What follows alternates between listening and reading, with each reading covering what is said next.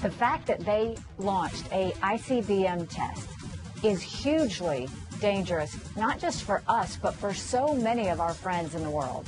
And we've got to put a stop to it. So we're going to fight hard on this. We're going to push hard, not just on North Korea. We're going to push hard on other countries who are not abiding by the resolutions and not abiding by the sanctions against North Korea.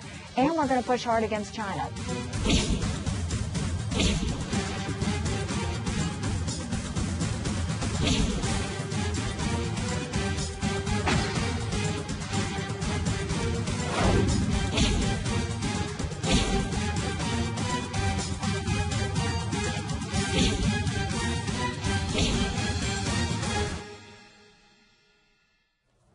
국제사회가 북한을 압박할 수 있는 마지막이자 가장 확실한 카드, 대북 원유 공급 중단입니다. 이 고강도 압박 정책의 핵심으로 꼽히고 있는데 과연 이게 실현이 될 수 있을지 여부가 궁금합니다. 일단 효과는요, 과거에도 이미 입증된 바가 있습니다. 그렇죠, 구자홍 차장? 네, 그렇습니다. 2002년 2차 북핵 위기 당시 중국이 북한으로 향하는 송유관을 잠근 적이 있었는데요. 그렇죠. 그 이후에 북한이 대화의 장으로 나왔다는 점에서 이미 효과가 입증됐다라고 볼 수가 있겠습니다. 네. 자, 그런데 북한이 중국으로부터 공급받는 원유의 양, 러시아로부터 공급받는 원유의 양, 저희가 표로 준비해봤습니다. 어느 정도입니까? 네. 원유의 경우에는 단둥에서 신의주 파이프로 연결된 것으로 무상으로 52만 톤을 지원을 받고 있고요. 이 휘발유의 경우에는 다련과 남포 이 파이프를 통해서 27만 톤을 공급받는 것으로 알려져 있습니다. 이 중국뿐만 아니라 러시아에서도 그 원유를 공급을 받고 있는데요. 연간 20만 톤 규모로 해상 수출을 통해서 공급을 받고 있고요. 항공유의 경우에는 약 1만 톤 정도를 중국 대신 러시아가 공급해주고 있는 것으로 알려져 있습니다. 네. 자, 일단은 최근에 네네 말씀해 주시죠. 지금 러시아가 원유를 20만 톤 공급을 하게 된 것은 네.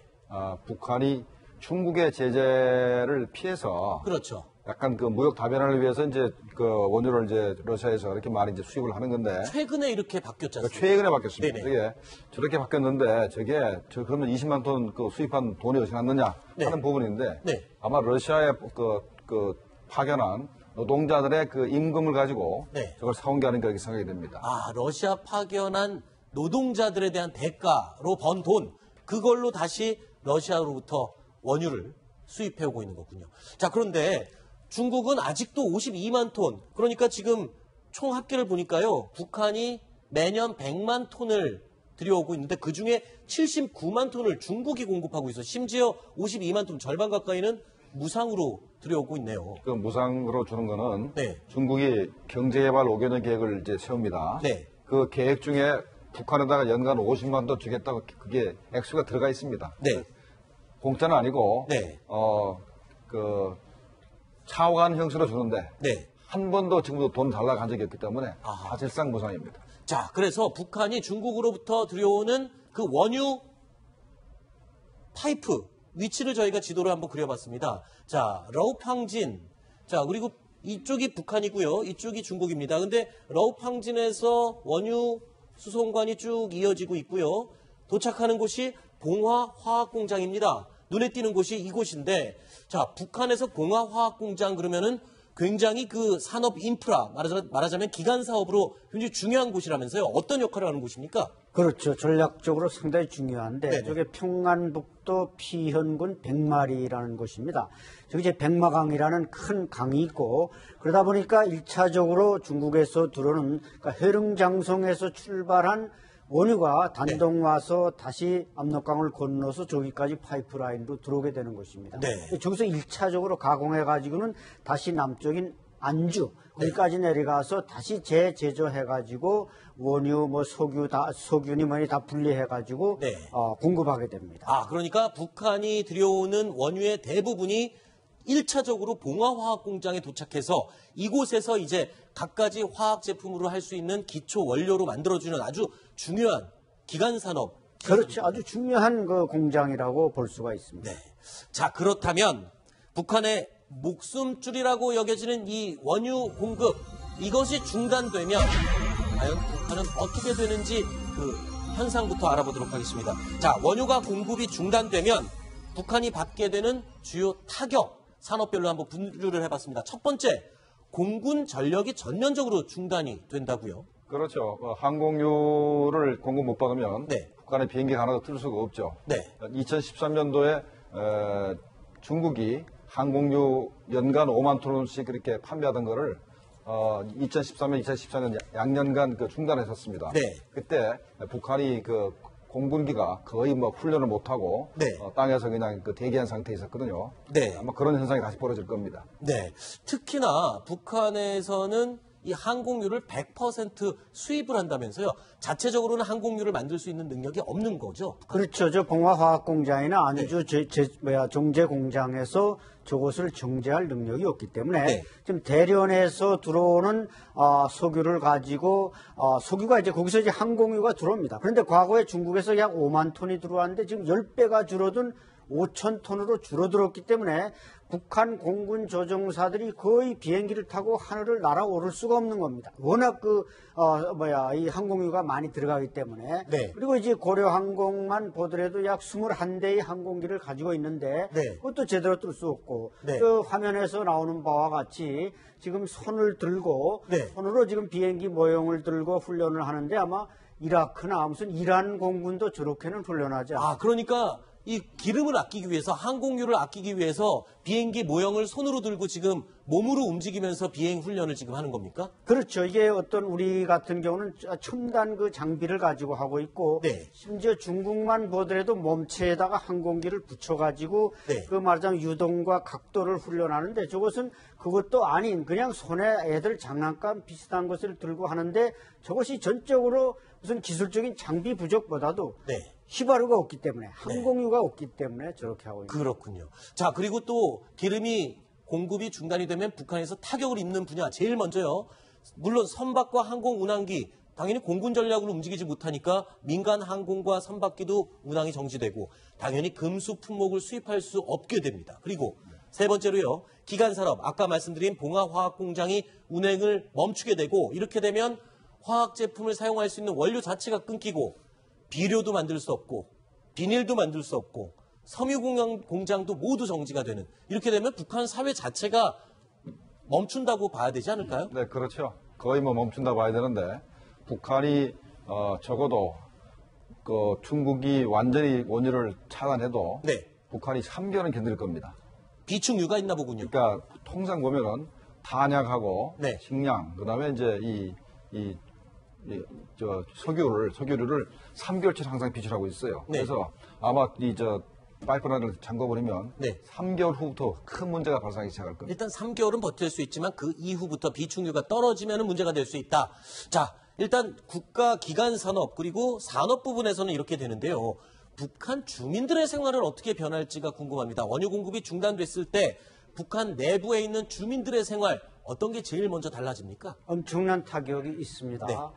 이제 말씀하신 대로 김일성도 과거에 중국이 송유관을 잠그면 공화국은 3개월 안에 무너진다. 네. 이렇게 인정을 하고 자인했습니다. 네. 지금도 그것은 마찬가지인데 네. 인민들의 경우는 저렇게 기간 산업이 중단되면 이팔 비날론 공장 또 흥남 비료 공장 이게 다 스탑되기 때문에 네. 비료가 없으니까 농사를 지을 수 없고 또 섬유, 화학, 운동화 이런 모든 것이 중단되다 보니까 이런 중소기업도 다 중단되고 그래서 인민들은 지금 장마당에서 장사를 해야 되는데 물론 중국에서 상품이 들어옵니다만은 네.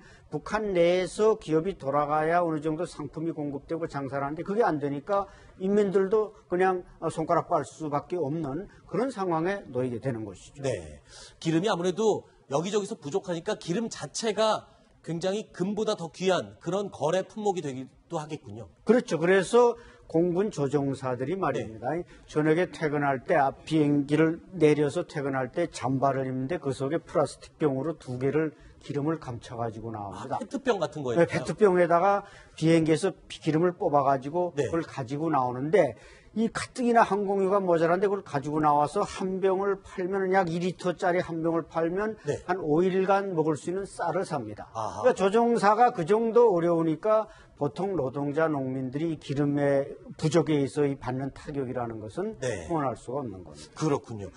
심지어요, 그 원유 공급 중단에 대한 공포심이 어느 정도냐 하면 지난 4월인가 5월이었나요?